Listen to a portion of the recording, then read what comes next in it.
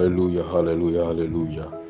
Je bénis le grand Dieu vivant, le Dieu tout-puissant qui m'a fait la grâce de faire la connaissance de Église Temple International, je pense que c'est ça. Voilà, Église Temple de Jésus-Christ International. Voilà. Je voudrais quand même rendre un témoignage. Mais avant de rendre ce témoignage, je voudrais dire grandement merci au Seigneur pour cette œuvre-là et pour la servante de Dieu que j'appelle affectueusement Oman. Voilà, Oman c'est embêté, c'est pas mon ethnie, mais j'aime bien ça, que j'appelle affectueusement Oman. Voilà, Oman Gimfak. Que Dieu te bénisse vraiment pour tout le travail que tu es en train de réaliser pour le Seigneur. En fait, je suis né d'une famille musulmane. Mon père, Odieneka. Odieneka, c'est au nord de la Côte d'Ivoire et d'une mère Ébrié et Agni en même temps. Voilà. Donc, Ébrié, c'est au sud de la Côte d'Ivoire. Vraiment, j'ai pratiqué l'islam et jusqu'à ce que je sois muezzin. Et arrivé à un certain moment, j'ai senti un vide en moi, un vide véritable. Et je cherchais Dieu tout en étant musulman.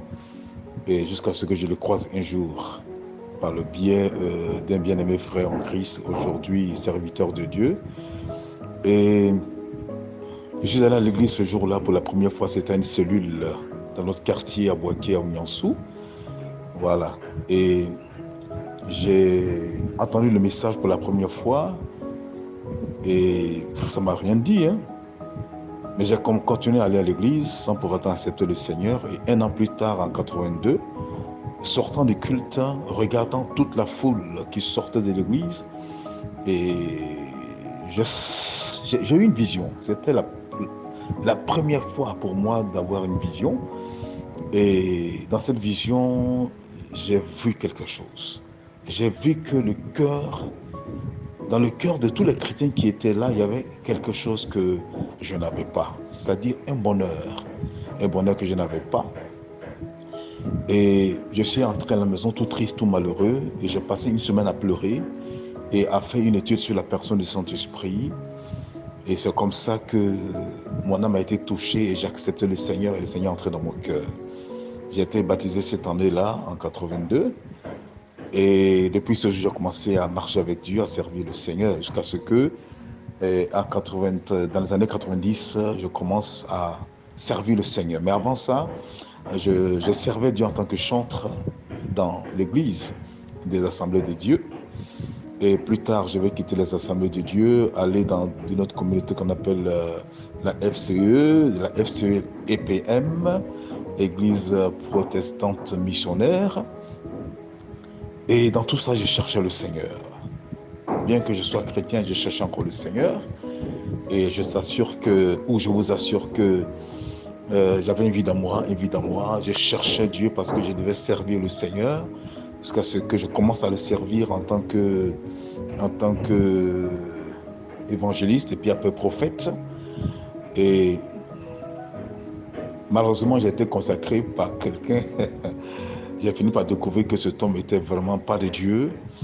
Et plus tard, j'ai été consacré apôtre par quelqu'un. Plus tard, j'ai compris que lui aussi, il avait dévié.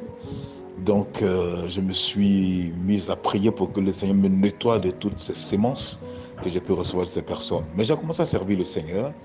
Vraiment, j'ai vu ce que Dieu a fait. Dieu a fait par mon biais. J'ai vu que des âmes étaient touchées, converties par mon canal, bénies par mon canal. Et à un certain moment, il y a eu ce qu'on appelle... J'ai plongé dans l'obscurité. Dans l'obscurité, c'était vraiment très sérieux. J'avais de l'argent à un certain moment, j'ai travaillé comme entrepreneur, j'ai tout perdu. J'ai tout perdu sur le plan social, sur le plan financier, sur le plan matériel. J'ai tout perdu et je me suis retrouvé au carreau. Je vivais de maison en maison et de la maison des gens. Je vivais de maison à maison. Je me suis retrouvé à dormir dans une église. Vraiment, c'était pas facile. Hein, c'était pas facile. Oui, vraiment, c'était un cas très très dur avec mon conjoint ou ma conjointe. C'était vraiment pas facile. C'était très très très très très très dur. Et j'avais tout perdu, jusqu'à ce que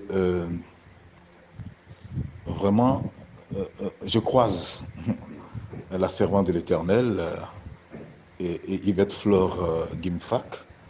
J'ai fait mes recherches, puisque je la suivais déjà sur Facebook. J'aimais beaucoup ses interventions. J'ai passé du temps à écouter, passer des 30 à 40 minutes, 1 heure à écouter et à écouter. Ça me faisait tellement plaisir qu'il dit, il faut que je la cherche. Et puis j'ai fini par la trouver, envoyer un message. Et puis après, bon, elle m'a appelé. Mais il faut dire que le premier jour, quand elle m'a appelé, quelque chose s'est passé dans ma vie. Vraiment, il y a eu un chamboulement extraordinaire. Et je me suis dit, bon, je vais attendre un peu encore. Au fur et à mesure que nous avançons et que je suis les, les moments de prière, tout ça, je me rends compte que quelque chose est en train de se passer dans ma vie. Il y a eu vraiment une résurrection. Je suis tout feu, tout flamme. Je brûle en moi. Quelque chose de grand se passe. Vraiment, je ne veux pas entrer dans trop de détails parce que il faut pas. Il y a beaucoup de personnes qui envoient des messages vocaux, tout ça, et même des messages écrits. Je dois faire un message vocal de près de 30 minutes, ça ne sera pas bon, ou 40 minutes, ça ne sera pas bon. Donc, j'essaye vraiment d'être vraiment précis. Voilà, pour dire que au niveau de mon corps qui était vraiment malade, je sens une résurrection. Au niveau de ma vie spirituelle, parce que spirituellement, j'étais KO. J'ai essayé par tous mes efforts, j'ai tout essayé, tout ce qu'on peut faire, mais c'était difficile, vraiment difficile.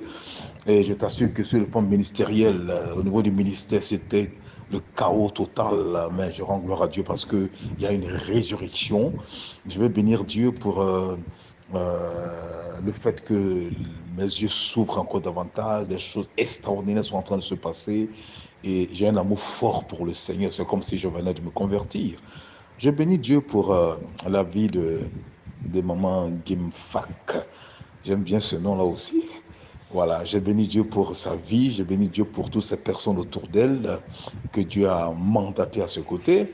Pour les autres personnes encore qui arrivent, je bénis Dieu. Je crois qu'il y aura d'autres témoignages à donner, mais je voudrais m'arrêter là et merci infiniment. Nous sommes ensemble et nous travaillerons pour la gloire de Dieu. Nous travaillerons pour la gloire de Dieu. Je disais à des gens il n'y a pas longtemps que quand on est appelé à servir Dieu, on ne sert pas Dieu pour la communauté où on est, on ne sert pas Dieu seulement pour la communauté où on est, mais on sert Dieu pour le corps de Christ. Or, le corps de Christ se trouve partout dans le monde. Si on comprend ça, on peut mieux servir le Seigneur. Vous voyez, aujourd'hui, Dieu m'a permis d'avoir quelques cellules parce que je déteste entrer dans les communautés des églises qui existent aujourd'hui parce que la plupart des églises sont des baptistes, je ne sais pas comment expliquer, des baptistes du monde des ténèbres que j'appelle, et comme la Bible appelle aussi, comment on appelle ça, les synagogues de Satan. Donc, la prudence, je n'ai même pas passé à côté parce que j'ai fait l'erreur d'entrer dans une église, je sais ce que j'ai vu. Donc, j'ai peur d'entrer dans les communautés. Donc, aujourd'hui, Dieu m'a fait la grâce d'avoir quelques cellules avec lesquelles nous prions, nous passons du temps ensemble, nous cherchons la face de Dieu. Nous voulons vivre l'authenticité de la parole de Dieu. Donc, vraiment, soyez bénis, bénis, bénis, bénis. Que Dieu bénisse vos foyers, Dieu bénisse vos conjoints, vos enfants, et aussi vos enfants spirituels. Amen, amen et amen.